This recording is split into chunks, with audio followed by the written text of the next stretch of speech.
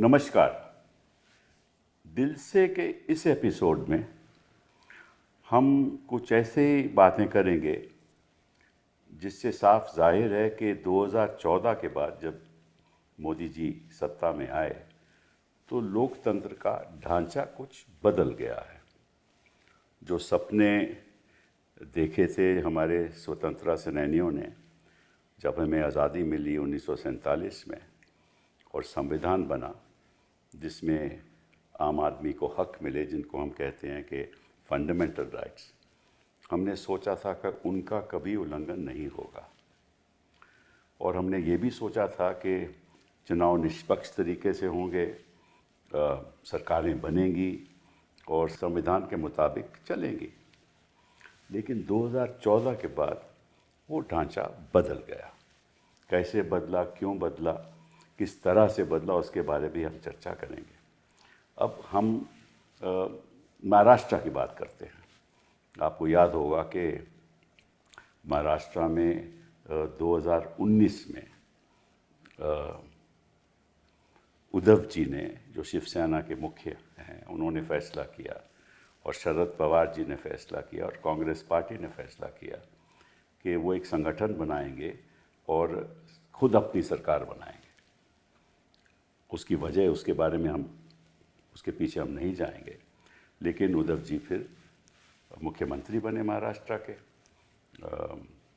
और उसके बाद 2022 में एकनाथ शिंदे जी, जो उद्धव जी के साथ थे, वो 35 लेजिस्लेटिव असेंबली के मेंबर लेकर सूरत चले गए, गुजरात चले गए और फिर उसके बाद असम चले गए। और फिर उन्होंने ऐलान किया कि जो मेजॉरिटी, मतलब कि जो बहुमत उनके पास है लेजिस्लेटर्स की, और इसलिए उनके साथ समझौता ऑब्वियसली बीजेपी को हुआ, क्योंकि गुजरात भी बीजेपी के राज में थी और असम भी बीजेपी का राज था। और उसके बाद 2022 में एकनाथ शिंदे जी, जिन्होंने ये बगावत की थी, वो मुख्यमंत्री बन गए। और निश्चित रूप से पहले ही तय था, क्योंकि बीजेपी मदद कर रही थी। आपको मालूम है कि बीजेपी हर राज्य में अगर विपक्ष की सरकार हो तो किसी न किसी तरीके से उसको बर्खास्त करने की कोशिश करती है। और कैसे कोशिश करती है ये तो साफ जाहिर है। जहाँ भी सरकारें विपक्ष की हैं, आज भी प्रयास हो रहा है कि किसी तरीके से उन सरकारों को या ख़रीदो फरोख्त करके या किसी को लोभ दे करके मैं आपको चीफ मिनिस्टर बना देंगे, मंत्री बना देंगे। तो एक तो ये षड्यंत्र अपनाया जाता है। तो ऐसे इन्होंने मध्य प्रदेश में सरकार तोड़ी, उत्तराखंड में सरकार तोड़ी, अरुणाचल प्रदेश में सरकार तोड़ी, महाराष्ट्र में सरकार तोड़ी।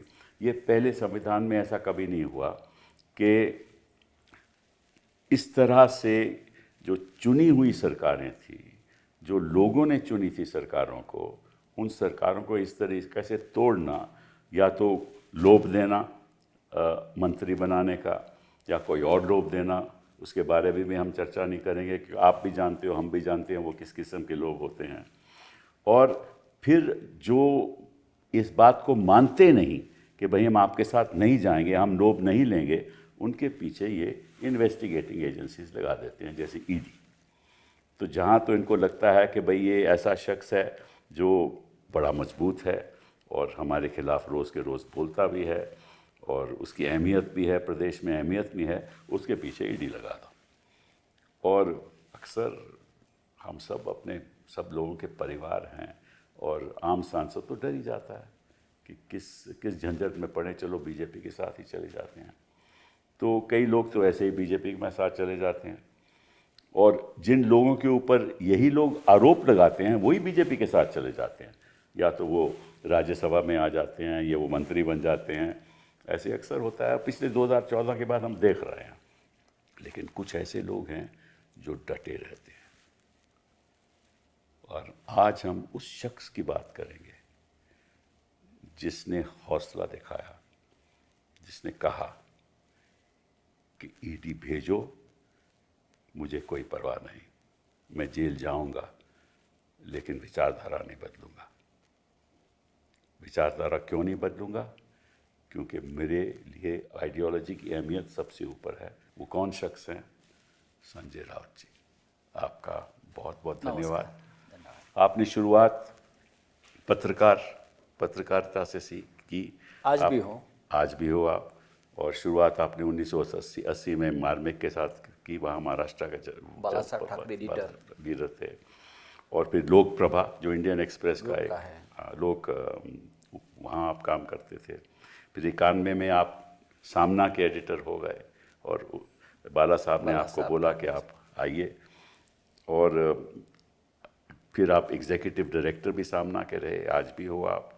और 4 बार आप सांसद हैं आप राज्यसभा में। 2004 से आपकी शुरुआत है और 2022 में आपका लास्ट इलेक्शन रहा। तो आप ऐसे शख्स हैं जिन्होंने सर नहीं झुकाया और आपने तय किया कि कोई बात नहीं, मैं जेल तो चले जाऊंगा लेकिन जो बाला साहब का विचारधारा है उसके साथ जुड़ा रहूंगा। और सबसे बड़ी बात है कि आपके परिवार ने आपका साथ दिया। तो पहले तो मैं आपसे पूछना चाहता हूं, ये जो स्प्लिट हुआ, जो एकनाथ शिंदे जी ने जो किया, क्यों किया, कैसे किया, और साफ जाहिर है कि इसके पीछे बीजेपी का हाथ था, क्या था या नहीं, क्या बताइए? डेफिनेटली अगर बीजेपी का हाथ हर स्प्लिट में है। अच्छा। देश में जहाँ भी पॉलिटिकली, इमोशनली स्प्लिट ये शब्द आता है तो वहाँ बीजेपी 10-12 साल से आपको दिखेगी। क्योंकि स्प्लिट के पीछे जो एक ताकत रहती है वो बीजेपी की है। महाराष्ट्र की अगर आप बात करें तो शिवसेना को हरा नहीं सकते थे ये, और शिवसेना को खत्म भी नहीं कर सकते थे, क्योंकि ऐसा एक संगठन है जो सत्ता के लिए नहीं बना है कि हमें सिर्फ सत्ता चाहिए, पावर चाहिए, नहीं। संगठन मजबूत होना चाहिए ताकि हम जनता की लड़ाई, देश की लड़ाई, समाज की लड़ाई हम सड़क पर लड़ सके। ये बाला साहब ठाकरे की हमेशा हमारे जैसे लोगों को एक आइडियोलॉजी या एक सीख रही है। तो हमारे जैसे लोग जो है बाला साहब के साथ इसी विचारधारा से बने कि हमें पावर नहीं चाहिए। पावर मिलती है तो ठीक है, अगर नहीं मिलती है तो पावर के लिए हम कोई ब्रोकर नहीं बनेंगे। लेकिन बाद में धीरे धीरे पावर ही सब कुछ हो गया और लोगों को, हमारे भी लोगों को पावर के सिवाय जीना मुश्किल होता है, हो गया। तो ऐसी पीढ़ियाँ बनती गई। अब जो हमारी स्प्लिट की बात आप करते हो, शिवसेना में स्प्लिट पहली बार नहीं हुई है। अच्छा। उससे पहले भी हमारे बड़े बड़े नेता जिसको बाला साहब ठाकरे जी ने बनाया, बड़ा किया, वो पार्टी छोड़कर चले गए। छगन भुजबल गए, बड़े नेता थे। नारायण राणे मुख्यमंत्री भी थे, बाला साहब ठाकरे ने बनाया था। मुख्यमंत्री बनने के बाद आदमी ऑटोमेटिक एक ऐसा शख्सियत बन जाती है कि अपने आप लोग उनके साथ चले जाते हैं। वो छोड़कर चले गए। राज ठाकरे भी छोड़कर चले गए, वो भी पार्टी के, फैमिली के। वो तो इंडिविजुअल हो गया ना? हाँ, इंडिविजुअल हो गया। ये लोग चले गए, लेकिन उनके पीछे बीजेपी नहीं थी। जी हाँ। उनका कोई डिफरेंसेस हो गए, चले गए, किसी और पार्टी में चले गए। लेकिन पहली बार ऐसा हो गया इस देश में कि एक शख्स, एकनाथ शिंदे, जो कोई बड़ा नेता नहीं है, मैं आपको बताता हूँ, कोई पब्लिक फिगर है, नेता नहीं है, मंत्री उद्धव ठाकरे ने बनाया। जी हाँ। वो तो बाला साहब ठाकरे के ज़माने में ऑर्गेनाइजेशन में उनको बड़ी अहमियत मिली। हाँ, तो ये सब उद्धव जी ने उनको पार्टी में बड़ा पद दिया, मंत्री बनाया, सब कुछ दिया। तो उनकी जो हैसियत बढ़ गई, तो उनकी महत्वाकांक्षा बढ़ गई, उनको मुख्यमंत्री होने के सपने भी बढ़ने लगे। और ऐसे लोगों को पकड़कर बीजेपी हमेशा हवा देती है। हमारे पास आया मुख्यमंत्री बनने के, और फिर उनके जो ड्रॉबैक्स होते हैं या कोई कमज़ोर कड़ी होती है, पकड़कर उनके पीछे ईडी, सीबीआई जैसे, इनके पीछे भी कोई ईडी का डेफिनेटली लगाई। उनके साथ जो लोग चले गए थे उनके ऊपर तो रेड्स हो गए हैं। अच्छा। जैसे आज एक मंत्री है प्रताप सरनाईक, उनके ऊपर तो ईडी की रेड्स पर रेड्स हो गई थी। वो सब अभी उनके साथ चले गए। ये जो महाशय है एकनाथ शिंदे, वो एक दिन पहले मेरे पास आए थे। अच्छा। ये कहने के लिए कि मैं परेशान हूँ। अच्छा। अब मेरी ये उम्र नहीं है, एज नहीं है जेल जाने की। ओ, और वो अस्वस्थ थे। उससे पहले हम लोग सब अयोध्या में गए थे, उद्धव जी वगैरह सब उनके हमारे साथ थे 4 दिन पहले। वहाँ भी वो मेरे कमरे में आकर बोल रहे थे कि बीजेपी के साथ समझौता करना पड़ेगा। बोलो भाई क्यों? नहीं हमारे, नहीं तो हम तकलीफ में आ जाएंगे सब लोग। बोलो क्या है तकलीफ? एजेंसी लगा देंगे और वो एक्शन मेरे खिलाफ और हमारे खिलाफ कुछ लोग शुरू है। बोलो डरो मत, मेरे खिलाफ भी चल रहा है, सबके खिलाफ चल रहा है। आप तो शिवसैनिक मानते हो अपने आप को, तो हिम्मत से काम लो, हम सब आपके साथ हैं। अच्छा, लेकिन वो हिम्मत नहीं जुटा पाए। बीजेपी ने वो मौके का फ़ायदा लिया और उनको मुख्यमंत्री बना दिया। देखो मैं आपको एक बताता हूँ, उनको मुख्यमंत्री बना दिया, पार्टी तोड़ दी, 40 विधायक चले गए। लेकिन जब हमने ये महाविकास आघाड़ी बनाई, क्यों बनाई? 2019 का चुनाव हम बीजेपी के साथ लड़े थे। जी हाँ। और उससे पहले ये तय हुआ था कि पावर शेयरिंग 50-50 हो जाएगा। उद्धव जी मुख्यमंत्री बनेंगे। हाँ, वो किसको बनाना है हाँ, वो बात अलग, लेकिन पावर शेयरिंग 50-50 होगा और मुख्यमंत्री पद भी 2.5 साल का। जी हाँ। ये अमित शाह जी के सामने हुआ था मातोश्री बंगले पे। लेकिन जब नतीजे आ गए, रिजल्ट आ गए, तो बीजेपी को सीटें ज़्यादा मिली और ये लोग जो शब्द दिया था उससे पीछे हट गए कि नहीं नहीं अभी हमारी सीटें ज़्यादा है, और हमसे बात करने तक तैयार नहीं थे। तो हमारी मजबूरी थी कि हमको और एक कुछ अलायंस बनाना पड़ा। फिर पवार साहब, कांग्रेस। लेकिन आपको बताता हूँ, जो बीजेपी, जो अमित शाह जी हमको 1 साल के लिए भी मुख्यमंत्री पद देने को तैयार नहीं थे, उसने एकनाथ शिंदे को 2.5 साल मुख्यमंत्री बनाया, वो भी शिवसेना के नाम पर। और ये पहली बार हुआ कि कोई पार्टी से निकलता है तो पार्टी उसकी। अजित पवार निकल गए, पार्टी उनकी। अरे शरद पवार साहब जिसने पार्टी बनाई वो जिंदा है। जी हाँ। हम चुनाव आयोग में जो आर्गुमेंट चलता था, हम बैठे थे पवार साहब के साथ, पार्टी का मालिक सामने बैठा है। ये तो सुप्रीम कोर्ट ने भी कह दिया ना फिर? उस फैसले में कि स्प्लिट का तो कोई मतलब ही नहीं है, क्योंकि स्प्लिट तो संविधान 10 शेड्यूल में तो उसकी कोई अहमियत ही नहीं है, केवल मर्जर है। मर्जर है। ठीक है ना। तो वो तो फैसला इसलिए दिया और सुप्रीम कोर्ट ने आपके पक्ष में फैसला दिया। लेकिन उन्होंने कहा क्योंकि उद्धव जी ने इस्तीफा नहीं दिया, हाँ। इसलिए एक तो कोई, खैर वो तो अलग बात है। आपने वो पूरा केस आपने, जी हाँ, जी हाँ, जी हाँ, आपकी लीडरशिप में ही हो गया। तो आपको मालूम है बड़ी दुख की बात है कि ऐसा फैसला आया। ऐसा फैसला आया, उसका गलत इस्तेमाल विधानसभा के स्पीकर ने किया जी हाँ। और एक गलत फैसला वहाँ सुनाया। लेकिन आपको मालूम है कि नागालैंड का जो फैसला है वो उससे पूरा विपरीत था। नागालैंड में जो वहाँ लोग छोड़कर चले गए थे और सुप्रीम कोर्ट के पास, अरुणाचल प्रदेश, अरुणाचल के, तो ये वो भी मैंने आप ही थे ना हाँ, उसी में वो तो वापस सरकार, उन्होंने सुप्रीम कोर्ट के निर्णय के बाद वापस सरकार आई, फिर उसके बाद फिर चले गए लोग। बट वो अलग बात है। ये तो करते हैं, हर प्रदेश में ऐसा करते हैं। देखिए मध्य प्रदेश में हो गया, उत्तराखंड में हुआ, उत्तराखंड में हुआ, कर्नाटका में हुआ, कर्नाटक में हो गया, हर स्टेट में ये करते हैं। एजेंसीज का मिसयूज होता है। आज लोग डरते हैं, पुलिस को नहीं डरते। अभी तो ठीक है, अभी डर खत्म हो गया। ईडी को डरते थे। जी हाँ। ईडी को देखो, आपने हमारे राज्य हेमंत सोरेन को उन्होंने हेमंत सोरेन को उठाया, केजरीवाल सिटिंग चीफ केजरीवाल को मिनिस्टर, उठा दिया, स्टेट मिनिस्टर, हमारे यहाँ गृह मंत्री अनिल देशमुख को उठाया। जी हाँ, जी हाँ। राज्य के गृह मंत्री है नवाब मलिक, मनीष सिसोदिया को उठा लिया, मनीष को उठाया, जैन को उठा लिया, सबको उठाया, सबको उठाते हैं। हमारे पास भी आ गए। हमको तो एकनाथ शिंदे बोले तुमको भी उठाने वाले हैं। मिलो उठाने दो। मिलो क्यों उठाने वाले हैं? कि आप हमारी सरकार के खिलाफ काम कर रहे हो, जो सरकार बनी थी। जी हाँ। और इसलिए भी मेरे पे लोगों का गुस्सा था कि हमने पवार साहब के साथ मिलकर जो महाविकास आघाड़ी की सरकार बनाई, वो बीजेपी को बहुत दिल में उनका अपमान हो गया। तो संजय राउत ने ये पूरे लीड किया है महाविकास आघाड़ी बना, तो उसको पनिशमेंट मिलनी चाहिए। तो ये तय करते हैं लोकतंत्र में। क्योंकि आप ही उसके मतलब के मेन जी हाँ, ये आइडिया हम लेकर गए पवार आप साहब के लेकर पास, गए थे। कांग्रेस के पास कि हम सरकार बना सकते हैं, जी हाँ। हम सरकार बनाएंगे, बीजेपी को दूर रखेंगे।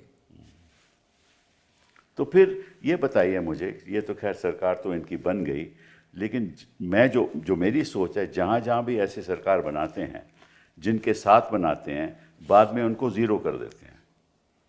ये ऐसा ही जेडीयू के साथ होने वाला है मेरे हिसाब से, और हाँ। ऐसा ही जेडीयू के साथ बिहार में ऐसा ही डेफिनेटली होगा, उनकी ऐसा ही तो पार्टी होगा। खा जाएंगे, हाँ, खा जाएंगे उनको। इधर भी अजीत पवार को उन्होंने पार्टी खा गई। इधर अजीत पवार को ज़ीरो कर दिया, और एक साथ एकनाथ शिंदे को भी लगभग मैं एकनाथ समझता हूँ शिंदे को लगभग स्टेट में अब खत्म कर दिया खत्म है। कर दिया। मुझे बीजेपी के लोगों ने एकनाथ शिंदे के एक सीनियर मंत्री को फिजिकली पीटा है। अच्छा। सातारा में फिजिकली, ऐसी सातार में जिला परिषद के चुनाव में उनके मंत्री को फिजिकली मारा है उनके लोगों ने, वो भी बीजेपी के 2 मंत्रियों ने। अच्छा और देवेंद्र फडणवीस ने उनकी बात तक नहीं मानी विधानसभा में। अच्छा। हाँ, जो हम कहेंगे वही सही। तो ये ऐसा है कि अगर एकनाथ शिंदे शिवसेना में होते तो ये मार खाने की नौबत नहीं आती। सही बात, सही बात। लेकिन दूसरी बात ये है कि जो हमारी जो याचिका है कि भाई इन्होंने गलत तरीके से 10th शेड्यूल का इस्तेमाल करके और इनको डिफेक्शन के अंतर्गत इनकी जो सदस्यता है वो रद्द करनी चाहिए, वो मामला भी 2-2.5 साल से लंबित है। 2-2.5 साल से मामला चल रहा है, लगभग 4 चीफ जस्टिस बदल गए, 4 या 5। हाँ, तो वो उसकी सुनवाई नहीं होती। सुनवाई नहीं हो रही है, तारीख पे तारीख, तारीख पे तारीख। अभी एक डेट लगी है। डेट लगती है, लेकिन जब डेट आती है तो डेट के बाद वापस नहीं, डेट इस बार तो चीफ जस्टिस साहब ने कहा है कि हम अच्छी बात सुनेंगे, है, अच्छी तो बात सुनना चाहिए। लेकिन चलिए इससे अलग बात अब करते हैं कि आपको इन्होंने गिरफ्तार किया, ईडी ने गिरफ्तार किया और आपको आर्थर जेल में रखा। तो आप थोड़ा हमें बताइए, हमारे दर्शकों को बताइए कि ये किस तरीका से, क्या व्यवहार था आपके साथ, आर्थर जेल में क्या हुआ, जेल में हालात क्या हैं, किन परिस्थितियों से आपको सामना करना पड़ा, ये ज़रा हमें बताइए। देखिए, जेल में कोई खास सुविधा किसी को नहीं मिलती, वो जमाना चला गया। हमको कोई पॉलिटिकल प्रिजनर मानते नहीं या वॉर प्रिजनर नहीं मानते, हम अपने आप को ही बोलते हैं फ्रीडम फाइटर है, फ्रीडम फाइटर है। लेकिन सबसे पहले तो आपको ईडी के लॉकअप में रखते हैं। अच्छा। जब ये उठाकर लेके जाते हैं, तो ईडी कस्टडी होती है ना। लेकिन मुंबई में मैंने देखा ईडी का कोई कस्टडी नहीं है। अच्छा। आप एमपीज, मंत्रीज, एमएलएज को पकड़ कर लेके आते हो, उनको रखने के लिए आपके पास जगह नहीं है। जगह ही नहीं है। नहीं, हमको कहाँ रखते हैं? एक इतना सा कमरा होता है, अच्छा। कमरे में एक कॉन्फ्रेंस का टेबल होता है, मीटिंग का। कितना बड़ा कमरा होता है? उससे भी छोटा है। अच्छा। इससे भी छोटा है। और चारों बाजू में दीवार में जो उनके केसेस है ना, केसेस के बड़े बड़े कागज़ के बंडल पड़े रहते हैं। अच्छा। और एक टेबल पर हमको सोना है, पूरा दिन निकालना है, रात को टेबल पर सोना? टेबल पर सोना है। वाह, बाकी कुछ नहीं है, वो गद्दा वद्दा भी नहीं? कोई नहीं। My God. बस एक आप घर से कंबल और चादर मंगाइए, आप उधर डालो, रात को वो टेबल पर सोना है। अगर आप कोई पॉलिटिकल लीडर्स, एमपी, एमएलए, मंत्री, कोई भी हो, उद्योगपति, अगर आप अरेस्ट करते हो तो उनकी व्यवस्था तो होनी चाहिए कि आप इस कमरे में आप रह सकते। वो तो उनका मानवाधिकार है। लेकिन नहीं है, नहीं है। हमको 8 दिन हम रहे, या और भी लोग, अनिल देशमुख से तो लेकर शौचालय का व्यवस्था? पब्लिक टॉयलेट है। ऐसी? उस ऑफिस का एक पब्लिक टॉयलेट है। अच्छा। 4th फ्लोर पर। आप उनका स्टाफ आने से पहले ओह गॉड। आप स्नान वहाँ ही जाकर करिए, बाकी सब विधि वहाँ जाकर करिए। 7:30 बजे उनका स्टाफ आता है, तब आपको ये यूज़ करने को नहीं मिलेगा। और आपको भी शर्म आती है ना, लेडीज़ है उधर, सब है, और हम जाकर टॉवल लेकर जाएंगे और स्नान करेंगे। ये सब सुबह 6:30 बजे से पहले आपको ख़त्म करना है उनके ऑफिस में। अच्छा। हाँ, एक बार हमने कोर्ट को कहा कि मुझे जहाँ सुलाया जाता है, मैं हार्ट पेशेंट हूँ, मेरे अंदर 7 स्टेन्स है। मुझे 7 स्टेन्स है कि कमरे में कोई फैन नहीं है, कोई वेंटिलेशन नहीं है, कोई खिड़की नहीं है। तो जज साहब ने कहा कि भाई ये ठीक नहीं है, ये कौन से आपकी स्थिति है कमरे की और क्या, तो उनको व्यवस्था कर दीजिए। तब जाकर एक कमरा खाली कर दिया किधर से, और हम गए तो देखा कि वो तो उनसे भी खराब था। ओ मुझे बोला ये क्या है? नहीं, जब हम दाऊद इब्राहिम को भाई को पकड़ कर लाए थे तब उनके लिए हमने कमरा बनाया था। हाँ, तो आपको यहाँ रहना है। तो आपको इस पीढ़ी में रखे दाऊद इब्राहिम के। हाँ हाँ, उनका भाई एक था वो जो इंडिया में आया बाद में, कमाल है। उसको पकड़ा था ईडी ने केस में, तो हमने उनको यहाँ रखा था। तो हमारे पास यही जगह है, आप बताइए क्या करना है उसमें। ये पहला ईडी की व्यवस्था होती है। जब आपकी तो मालूम है, जब ये लॉकअप खत्म होता है उनका, तो आपको जेल में भेजते हैं। ऑर्थर रोड जेल मुंबई में जी है, हाँ जी हाँ। देश का सबसे भयंकर जेल है ऑर्थर रोड जेल। कैपेसिटी है 750 लोगों की। अच्छा, और जब मैं था तो वहाँ लोग भरे थे 8,500 8,500 लोग खड़े खड़े सोते हैं, माय गॉड। गिर नहीं सकते ऐसे, कुछ नहीं, खड़े खड़े तो अदालतें क्या कर रही हैं? अदालत, देखो अदालत वहाँ एक सिस्टम है, 8 दिन में कोई मैजिस्ट्रेट अगर चेक करता है क्या व्यवस्था है क्या नहीं, एक राउंड मारता है चला जाता है, बस, और कुछ नहीं। उनके पीछे कोई बोलता नहीं है कि भैया हमारे पास ये सुविधा कौन नहीं बोलेगा? जेलर, वहाँ अंदर जेलर बैठा है, जेलर भी क्या करेगा? जेल सुपरिटेंडेंट क्या कर सकता है मुझे बताइए? उनकी भी मजबूरी है। आलोचना करेंगे तो डर भी लगता है कि मारेंगे बाद में। बाद में मारते हैं। बहुत जगह पे आवाज़ रात को आती है, कोई रो रहा है, कोई मार खा रहा है। ये हालत हमारे अमानुष है, अमानवीय है, इनह्यूमन है। मैं तो 100 दिन रहा समझ लो। तो आपको कहाँ रखा है इन्होंने? हमको कहाँ रखा था? आपको आश्चर्य होगा, मैंने किताब में लिखा है, हमको रखा था जहाँ कसाब को रखा था।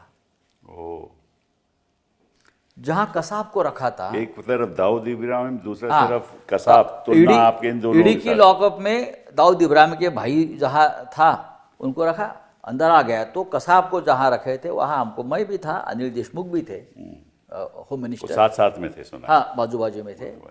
और हमको वहाँ रखा था।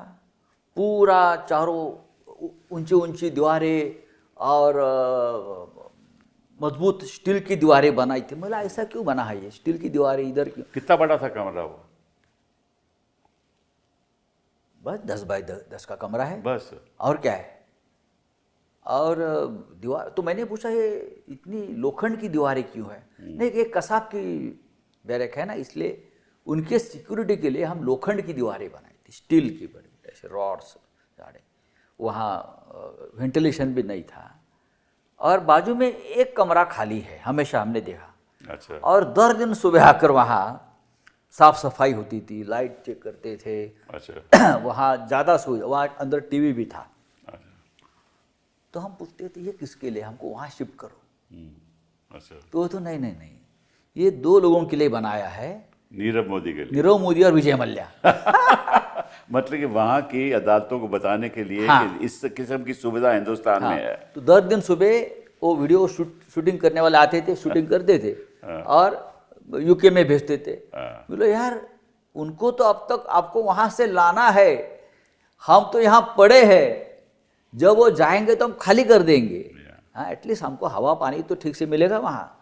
बाजू का कमरा है, तो ये उनके लिए बना, जो 10,000 करोड़ 50,000 और हम 500 रुपये वाले या 2, 4, 5 लाख रुपए वाले जो केस बनी थी, हमको ऐसा उधर बाजू में डालकर। सुना क्या जब अंदर आए तो आपको अबू सलम मिले और अरुण गवली भी मिले? अब मिलते हैं वहाँ। अच्छा, वहाँ तो कोई नहीं मिलता है, सब लोगों को वहाँ रखा जाता है। तो आप तो अकेले थे ना उस कमरे में? हाँ, मैं था, मेरे बाजू के कमरे में अनिल देशमुख थे। अच्छा, और फिर आपको और क्या है, आपको लगता है कि वहाँ रोशनदान था कोई? ये ऐसी 24 आवर्स लाइट है, अच्छा, है। रात को भी। रात को भी रोशनदान था कोई वहाँ? नहीं नहीं। नहीं नहीं, तो हवा कहाँ से आती थी? हवा कहाँ से? बंद करके रखते हैं सिक्योरिटी के नाम पर। नहीं नहीं नहीं, मैंने ये कहा एक बार जेल सुपरिटेंडेंट को, भाई प्रकृति का नियम है, थोड़ा सूरज की किरणें जाने दो हमारे शरीर पर, नहीं तो हम बीमार पड़ जाएंगे। नहीं नहीं, हम आपको बाहर, लोगों और इतने लोग घूमते हैं बाहर, मैं देख रहा हूँ, कभी जाता हूँ फैमिली को मिलने के आते, बहुत से लोग सुबह 7 बजे बाहर निकलते हैं, 5 बजे बंद कर लेते हैं। हमको 15 मिनट तो दे दो, थोड़ा सूरज की कि नहीं जाने नहीं तो मैं कोर्ट को बताऊंगा, मैं कोर्ट को एप्लीकेशन करूंगा अच्छा। कि ऐसा ऐसा है, मैं बीमार हूँ और मुझे थोड़ा सी ज़रूरत है हवा और उसकी। तो बेचारे एक असिस्टेंट जेल सुपरिटेंडेंट आए और बोले आप ऐसा मत करो, इसलिए तो आपको फिर आपकी जेल शिफ्ट की जाएगी और आपको मुंबई के बाहर कहाँ दे देंगे, ओ तो आप फैमिली को मिलने के लिए तरस जाएंगे इतने लंबे। तो हमने ये सहन किया सब। हो। तो 8-8 दिन हमको सूरज नहीं दिखता था। Oh my God. कभी कोर्ट में लेके जाते थे तो खुश होते थे, वाह वाह आज हवा पानी में आ गए हम, हवा अच्छी है, सूरज दिखता है, ये दिखता है। रात को तो आप सो नहीं सकते, कोई भी हो।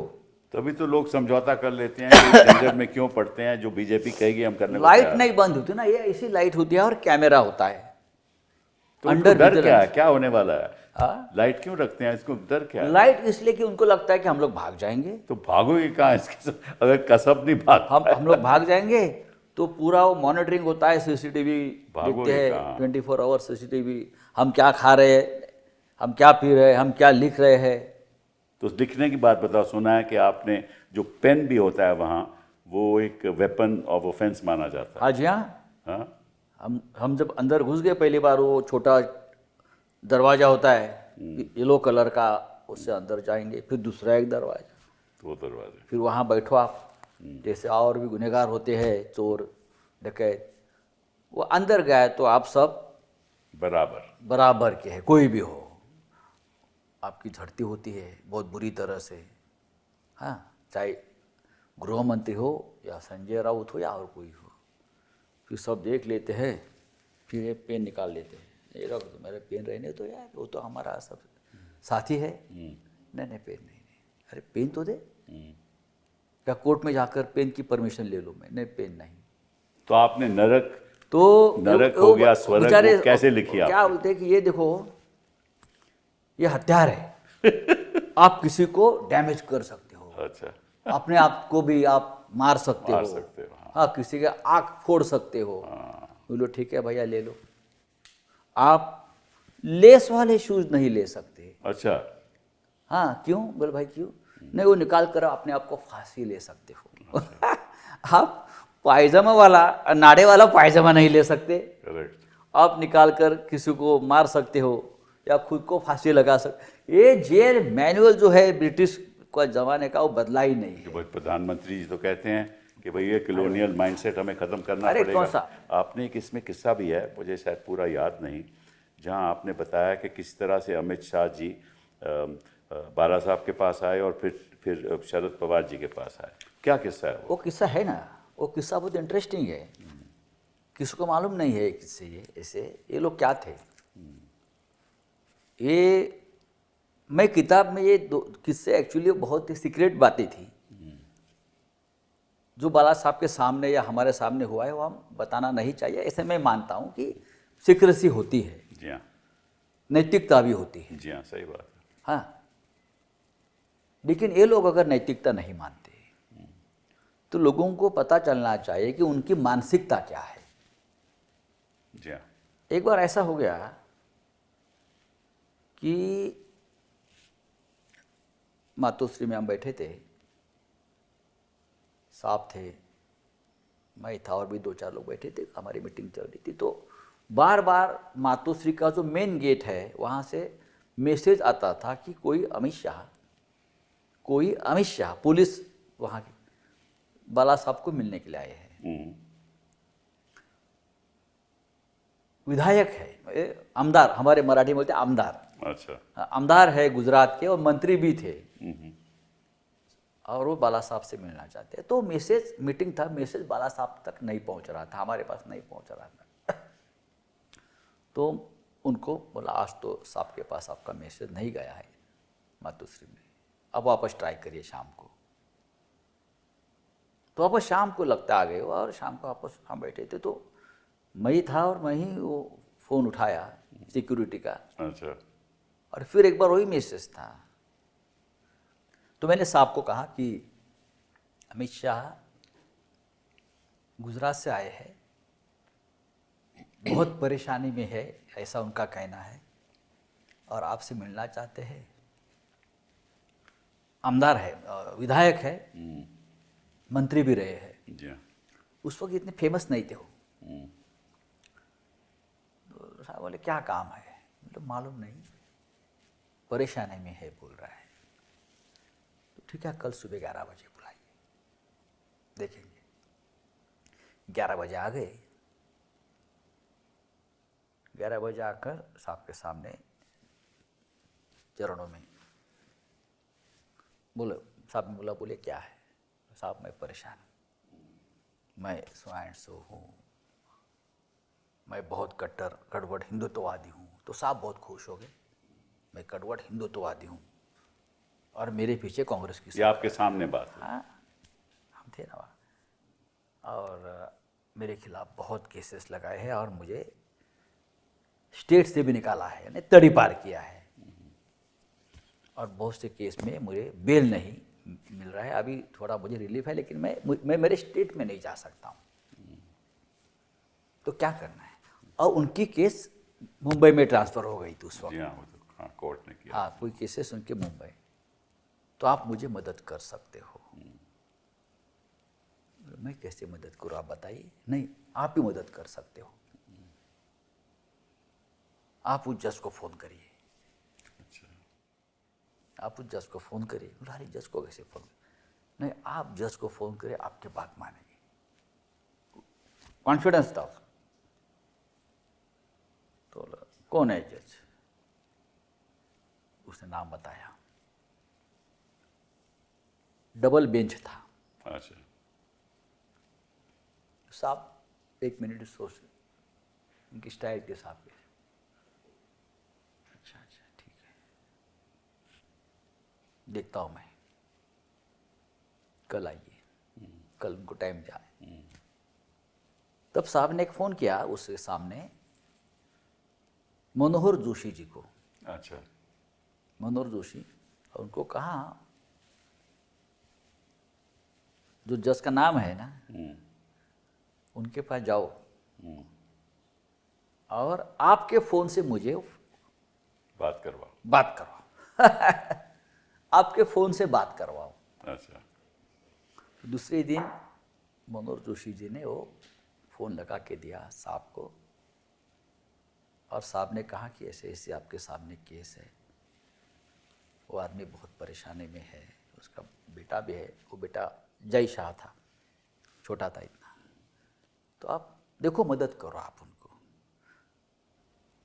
तो सामने से ऐसा लगता है मुझे कहा होगा वो जज ने, लेकिन मेरे साथ जो बेंच पर है, दूसरे डबल बेंच बोलते हैं ना उनको, डबल बेंच बोलते हैं। हाँ। वो जज मुस्लिम है। अच्छा। साहब ने यहाँ से तुरंत बोला तो क्या हो गया, तू तो हिंदू है। अच्छा। मदद करो उनको। और उनको रिलीफ मिल गया, रिलीफ मिल गया उनको। मैंने इसलिए लिखा ये कि उसके बावजूद भी ये लोगों ने बाला साहब ठाकरे की शिवसेना तोड़ दी। कृतज्ञता नाम की जो चीज़ होती है, उसके बावजूद कि इतने उपकार करने के बावजूद भी ये लोगों ने पॉलिटिकल राजनीतिक स्वार्थ के लिए, पवार साहब का भी यही केस है। वो कैसे?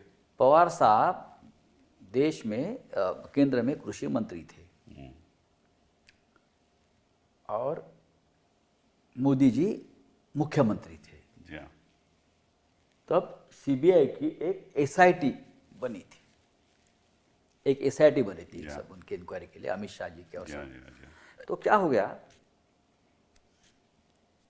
ये जो एसआईटी उनको बेल देने को विरोध कर रही थी, तो उसमें से 3-4 लोगों को लगता है मोदी जी ने पटा लिया था। अच्छा। लेकिन एक ऐसा अफसर था वो मानने को तैयार नहीं था, और वो अफसर महाराष्ट्र केडर का था।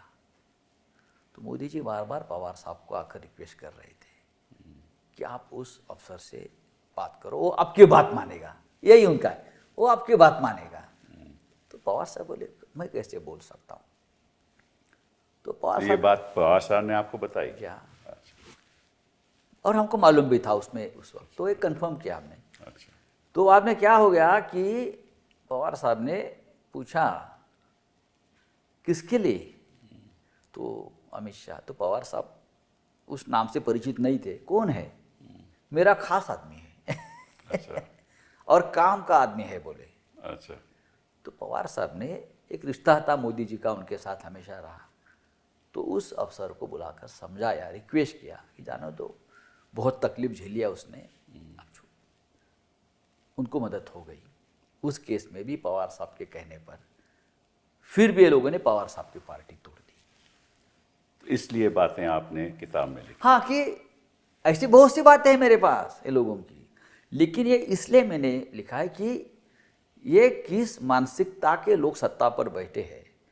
आपको अगर किसी ने एक चाय पिलाया तो भी आप ध्यान में रखते इस व्यक्ति ने मुझे संकट में चाय पिलाया था। आज भी हमें जेल की वो सभी लोगों को याद आती है जिसने मुझे चाय दिया था, गरम चाय। ये बहुत बड़ी वहाँ लग्जरी होती है कि चाय दिया मुझे किसी ने, या कोई खाने को चीज़ दी है मुझे। तो बड़ी हिम्मत की बात है आपने ये सब लिखित में। हाँ, तो हम ये रखते हैं कि आज भी मैं वो लोगों से कम्युनिकेट करता हूँ। वो लोग सब कल के प्रोग्राम में भी आए थे। मैं कह रहा बड़ी बहादुरी की बात है कि ये बातें आपने अपनी लिखी किताब है में मैंने। जैसे कि आपने कल जो किस्सा आपने बताया कि लिखने के लिए मुझे एक व्यक्ति ने पेन दिया वहाँ अंदर पैदा करके, और एक कार्डबोर्ड का लिखने के लिए दिया। वो व्यक्ति कल आया था वहाँ प्रोग्राम में, उसका नाम कुंदन शिंदे। मैं उसको हमेशा याद रखता हूँ कि भैया तू मेरे को बहुत मदद। मतलब किताब लिखने के लिए आपको कागज़ चाहिए था, मेज़ नहीं था, क्योंकि वहाँ कुछ कमरे में मेज़ नहीं रहता। आपने कार्डबोर्ड बॉक्स लिया, उसके ऊपर एक कार्डबोर्ड बॉक्स रखा, या। फिर लिखी आपने बात। तो ये हम याद रखते हैं। किसी ने हमको मदद की है, चाय दिया है, कभी रोटी दी है, कभी और कुछ दिया है, हाँ, कभी दवा दी है। लेकिन इतनी बड़ी मदद करने के बावजूद पवार साहब और बाला साहब ने, ये लोगों ने उसका कभी स्मरण रखा नहीं और उसकी पार्टी तोड़ दी। इसलिए मैंने लिखा ये। अच्छा ये बताइए, चलिए, अब वहाँ जो सुविधाएं रहती थी, आपको रात को कोई गद्दा वद्दा मिलता था सोने का? नहीं। कौन देगा गद्दा वहाँ? तो आप ऐसा अपना नहीं मिलता है? मंगवा सकते? नहीं, हमने देखो, हमने कोर्ट में ये मांग की थी, तो कोर्ट ने ऐसा ऑर्डर दिया कि मुझे घर का खाना देने के लिए उसने अलाउ किया। अच्छा। लेकिन घर का खाना जब आता है तो ऐसी स्थिति में आता है, 10 बार चेक करके, ये करके, लगता है क्यों खाए, इतना गंदगी कर कर आते हैं अंदर खाना वो। अच्छा, लेकिन भाई खाना का भी मुआयना करते हैं? 10 बार। अच्छा। और उसमें समझो, अगर घर की माँ ने और बीवी ने कुछ ऐसी चीज़ें दी है जो मुझे अच्छी लगती है, समझो बटाटा वड़ा है मुंबई, कभी दिया है, वो निकाल लेते हैं, क्यों? लग्जरी आइटम है। लग्जरी ये लग्जरी। अभी एक बार ऐसा हो गया कि दशहरा था, बड़ा त्योहार है महाराष्ट्र में, दशहरा, दिवाली। हाँ, जेल में हमारी तो दशहरे के दिन घर से एक लड्डू आया था, स्वीट।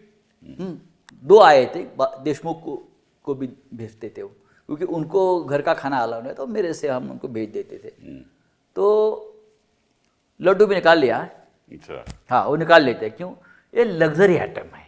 माय गॉड, ये सब लग्जरी ये आइटम। मैनुअल में कहाँ लिखा है कि लग्जरी आइटम? अब ये लोग बोलते हैं लग्जरी आइटम है, ये लग्जरी आइटम। आप लड्डू नहीं खा सकते, आप हलवा नहीं खा सकते, अगर कोई घर से बेचता है या कोई हम कोर्ट में जाते हैं या कोर्ट से लेके आते हैं तो निकाल लेना, ये लग्जरी आइटम है बोले। बहुत कुछ ऐसी चीज़ें हैं वो लग्जरी आइटम है। तो आप बताइए, जो आपको मतलब कि ज़मीन पे सोना पड़ता था, एक दरी तो होगी ना जरूर? हाँ, एक दरी थी, मेहरबानी में हमको 2 दी थी। अच्छा अच्छा। हाँ, वो जो सुपरिटेंडेंट ने मेहरबानी की और हमको 2 दरी दी। और फिर तकिया भी होगा? नहीं, तकिया भी नहीं? तो वही दरी, दूसरा एक टूटा हुआ दरी बिरी कहाँ से लेकर हम सोना है हमको सबको। अच्छा। और फिर जो आपके खाने की व्यवस्था क्या थी? ना, खाने की व्यवस्था ऐसी है कि पहले 7-8 दिन को हमें कोई ब्रेकफास्ट ही नहीं मिला। अच्छा। और हमको कुछ मालूम भी नहीं था ब्रेकफास्ट कहाँ मिलता है, और बाहर जाने की हमको परमिशन नहीं थी, क्योंकि वहाँ एक भीसी होती है, सबके लिए बनता है वहाँ से आप अपना लेके आओ। बाद में पता चला 8 दिन के बाद कि उधर जाकर हमको ब्रेकफास्ट लेना पड़ा। लेकिन अभी आप अंदर आपको ब्रेड मिलता है, आप खरीद सकते हैं। अच्छा। और बॉइल्ड एग्स मिलता है और कुछ फल मिलते हैं जो आप खरीद सकते हैं, अच्छा, लिमिटेड। अच्छा। तो वो बाद में पता चलेगा ये सिस्टम में हमको अब आगे जीना है। जी हाँ। हाँ, तो हमने ये एक सिस्टम अपने आप बन जाती है, ठीक है। ब्रेड ला कर रखो अपने कमरे में, या कुछ सुबह अंडा लेकर आइए। बटर भी, मक्खन भी मिलता था? नहीं, मक्खन बिक्खन कुछ नहीं मिलता। खाली ब्रेड? बस खाली ब्रेड आप खा लो, थोड़ा सा केला मिलता है, अच्छा। बस, और कुछ नहीं आपको मिल देगा। और 12-1 बजे जो लंच मिलता है उसमें क्या मिलता था आपको? 12 बजे का जो लंच है वो आपको सुबह 10 बजे आपके पास आता है। तो 10 बजे के बाद आपका लंच होता है, तो हम अगर 1 बजे खाते हैं तो वैसा ही पड़ा रहेगा। अच्छा, ठंडा हो जाएगा, गंदा होता है, खराब हो जाता है। सैटरडे का और संडे का गर्मियों में तो बिल्कुल खराब हो खराब होता है। हाँ। सैटरडे और संडे में जब छुट्टी होती है या बीच में कोई बैंक हॉलीडे होती है तो 2-2 दिन आपको लॉकअप में बंद करके रखते हैं, कुछ नहीं खोलेंगे वो आपके लिए। अच्छा, तो हम खाना कहाँ से लेके आएंगे? फिर? तो 2 दिन का खाना बना के रखो, लगा के रखो यहाँ, वो खराब हो जाता है।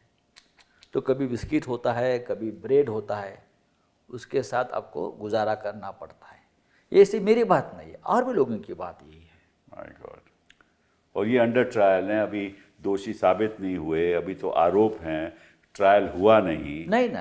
हाँ, तो मतलब कि ये तो इसका हमारे संविधान में तो यही है ना, और कानून यही कहता है कि you are innocent till you are proved guilty.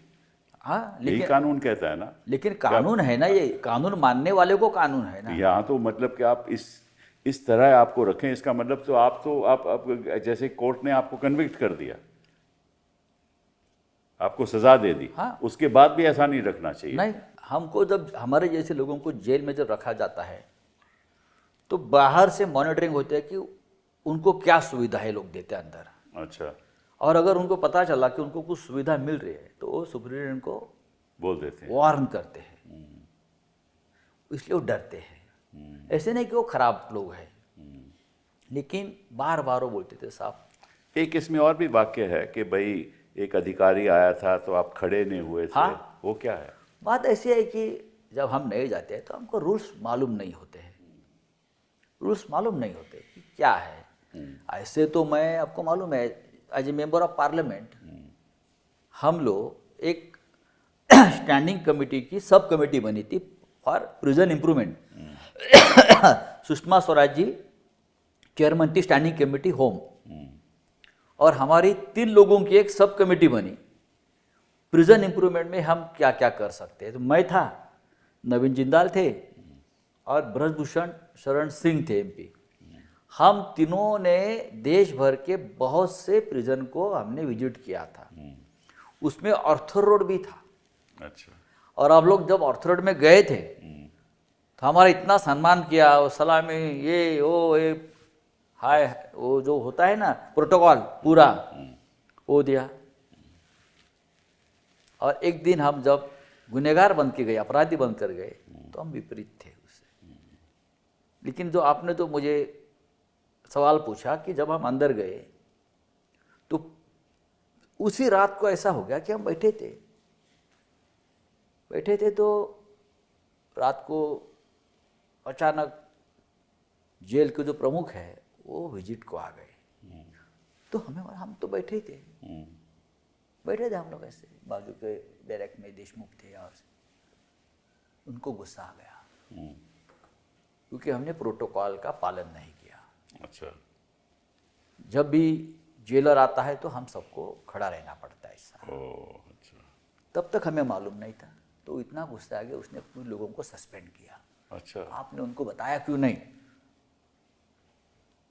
तो हमने बोला बात नहीं कि उनकी क्या, कोई गुनाह नहीं है, हमको मालूम नहीं था, आप आगे आ जाएंगे तो आप जैसे कहेंगे वैसे हम खड़े रहेंगे, ये आपका राज है, यहाँ हम क्या कर सकते हैं।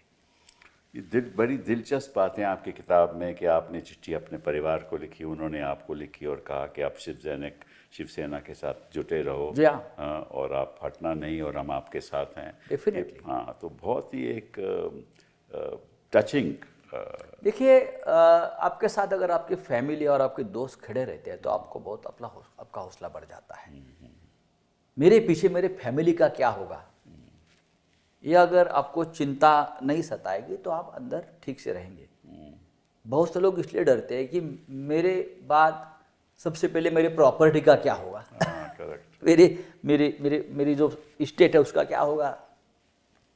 फिर मेरी जो फैमिली है उसका क्या होगा। लेकिन हम देखो, हम मिडिल क्लास लोग हैं, हमने हमेशा संघर्ष किया है। नहीं, आप उन लोगों में से हैं, मतलब कि आपकी तो एक उदाहरण है हिंदुस्तान के इतिहास में, मैं समझता हूँ कि आप डटे रहे और आपने कभी असूलों के विपरीत कोई बात नहीं कही और आपने कहा जेल जाऊंगा। ऐसे ही स्वतंत्रता हमें ऐसे ही मिलेगी। देखिए, मेरी माँ और 80 ईयर्स की है। और अगर आज के दिन भी हमें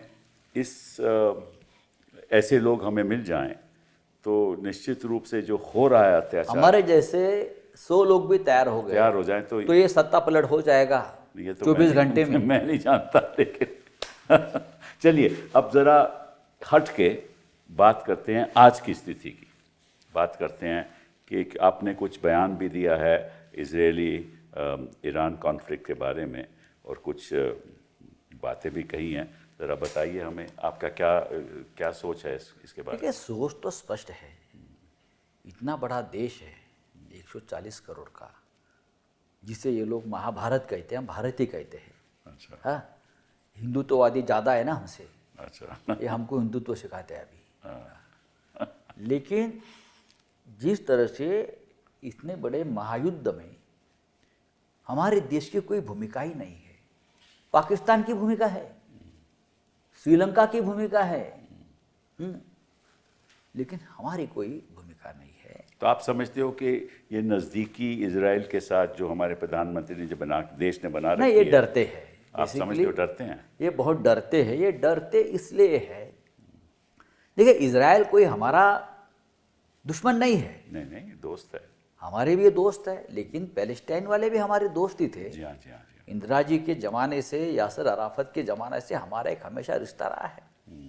और उससे पहले हमारा रिश्ता ईरान से रहा है। जी हाँ, जी हाँ, बिल्कुल बिल्कुल। ईरान के साथ हमारे सांस्कृतिक, कल्चरल, व्यापारी, राजनीतिक सभी संबंध रहे और ईरान हमेशा हमारे साथ संकट में खड़ा रहा है। हमेशा तो नहीं। भाई देखिए, रहा है, हाँ, हमारे साथ रहा है। जैसे और इस्लामिक कंट्रीज है, उस तरह से कभी ईरान ने हमारे से ही नहीं किया जाए। वैसे इराक ने भी, सद्दाम हुसैन भी हमेशा हमारे साथ उसने रहने की कोशिश की थी। लेकिन कभी भी हमारे आज के रूलर्स ने, यानी मोदी जी होया, कभी इस बारे में विचार नहीं किया कि हमको क्या करना चाहिए, हमको तटस्थ रहना चाहिए, हमको कोई हमारी भूमिका लेनी चाहिए। एक दिन पहले जब सुप्रीम लीडर की मौत होती है, मारा दिया जाता है, तो मोदी जी इसराइल में क्या करते थे?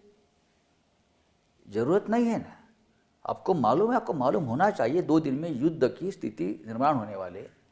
और हम, आप सोचते हो कि नेतन्याहू जी ने उनको बताया होगा? देखिए, डेफिनेटली ट्रंप ने बताया है, नेतन्याहू ने बताया है, ऐसा तो नहीं है। नहीं तो उनको आपको मूर्ख बनाया है वहाँ बुलाकर। वो तो कहेंगे हमने 16 करार